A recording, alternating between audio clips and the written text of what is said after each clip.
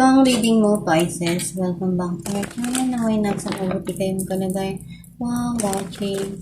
Welcome to channel. This sa channel reading kayo nang bahalang magpalit-palit ng situation nyo sa reading ko.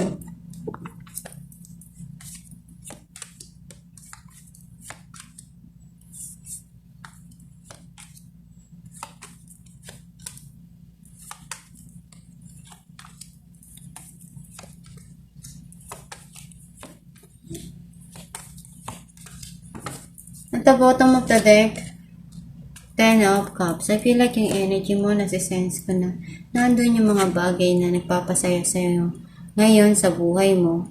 Yung emotional na nandyan yung mahal mo sa buhay, masaya ka na kasama mo sila, masaya ka na nai-enjoy mo yung moment together with them.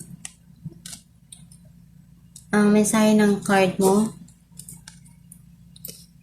may taong nagmamahal sa'yo na gusto niyang ipakita yun sa'yo, gusto niyang sabihin yun sa'yo, and pwedeng ikaw din to na pagmamahal sa sarili, pagmamahal na gusto mong punuan dun sa mga tao na nagmamahal din sa'yo.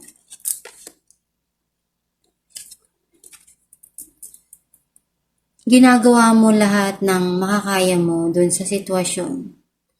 And alam mo sa sarili mo na kaya mong baguhin yung mga bagay na alam mong pwede pang maayos, pwede pang magawa ng paraan.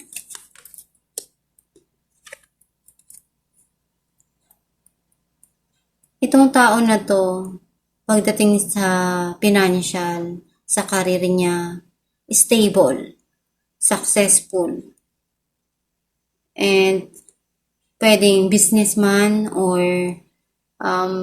marami siyang goal na nare-reach. Or pwedeng ikaw din to, may mga pangarap ka pa na gusto mong abutin.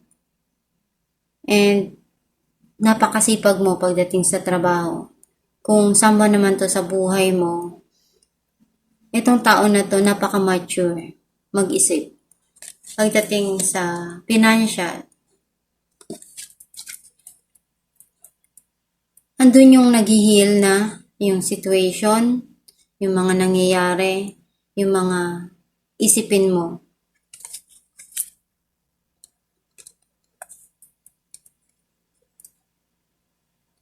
Nakikita mo na may mga pangarap ka pa na gusto mong abutin, and ngayon mo nare-realize na masaya ka sa kung ano yung freedom na meron ka, sa kung ano man yung natatanggap mo. Happiness and joy na darating para sa'yo.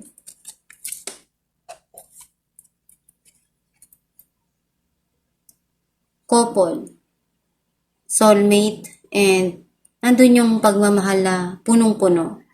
Pagmamahal na binibigay sa isang tao or binibigay sa sarili.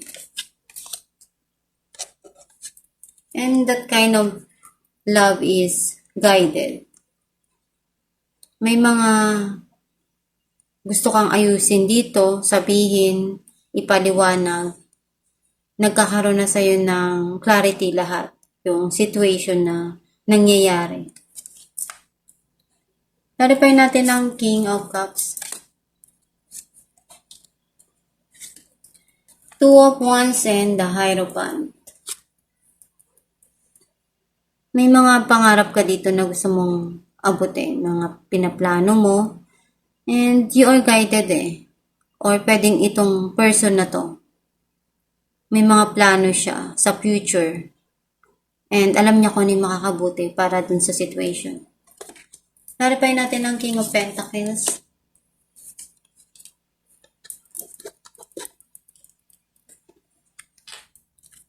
King of Cups and Temperance. Andun yung pagmamahal. At the same time, stable din yung financial nitong tao na to. Kailangan lang talaga ng balanse at mahabang pasensya. Clarify natin ang 9 of Pentacles.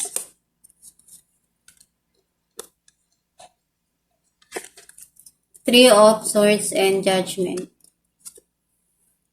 May mga desisyon ka dito na nasaktan ka. Na pwedeng some of you, nasaktan ka, andun yung pain na nangyari dun sa situation. Pero unti-unti kang nagiging malaya dun sa pain na yun. Unti-unti kang nagiging okay kasi alam sa sarili mo na yung judgment na nakukuha mo dun sa mga nangyayari. Masaya ka dun. Naging malaya ka na kung anong pain na yun, napakawalan mo na. Clarify natin ang the Lovers. Queen of Swords and King of Swords. Pag nagsama tong dalawang to, hindi sila magkakasundo. Kasi yung kanya, iba siya mag-isip. Wala sa, kung ano sa tingin niya tama para sa isipan niya, iyon yung sasabihin niya. Wala siyang pakialam kung masasaktan ka. Pero ito, sasabihin niya kung ano yung tama. Pag-iisipan niya muna kung ano yung mga dapat gawin. At sa kanya, sasabihin kung ano yung tama dun sa sitwasyon. Clarify natin the Magician. King of Wands and the Empress. Andun yung passion and fire dun sa situation. Masyadong maalab. May mga ginagawa ka dito or itong tao na to, ginagawa niya lahat ng paraan para makuha ka niya. Kasi ngayon niya na-realize yung value mo, yung worth mo. Nakita niya na masaya ka kung ano yung meron ka ngayon. Clarify natin ang Six of Swords. Queen of Pentacles and Ace of Pentacles. May blessing na parating. And ikaw din yung nag-invest nito. Ikaw din yung gumawa nito. At nag-grow lang. Some of you, pwedeng minamanifest mo yung blessing na pinaghirapan mo din. Clarify natin ang the Sun. Eight of Swords and Knight of Swords. May mga sitwasyon na feeling mo hindi ka makaalis doon. Nandun ka sa trap na situation, pero unti-unti kang makakaalis dyan. Mariremove mo rin yung sarili mo kasi magkakaroon ng clarity and healing doon sa mga nangyayari na yun sa buhay mo. Clarify natin ang Queen of Swords.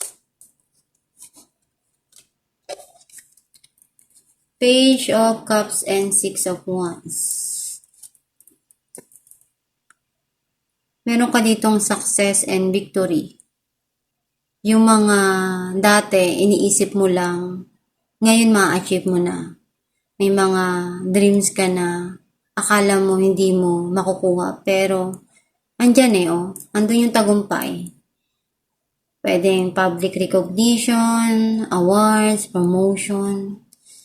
And alam mo na, ito yung tama para sa'yo. Ito na yung gusto mong ma-achieve. Alamin natin kung ano may sign ng yung gabay.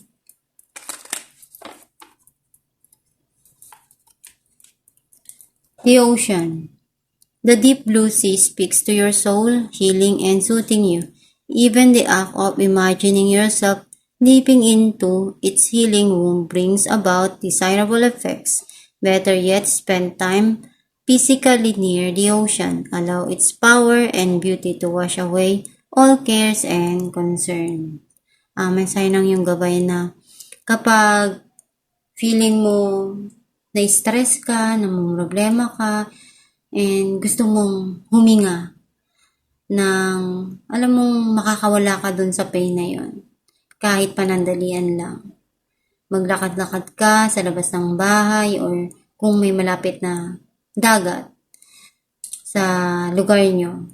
Mas maganda kasi yung nare-relax mo rin yung sarili mo. Kumbaga yung mga problema na yan, nandyan lang yan eh.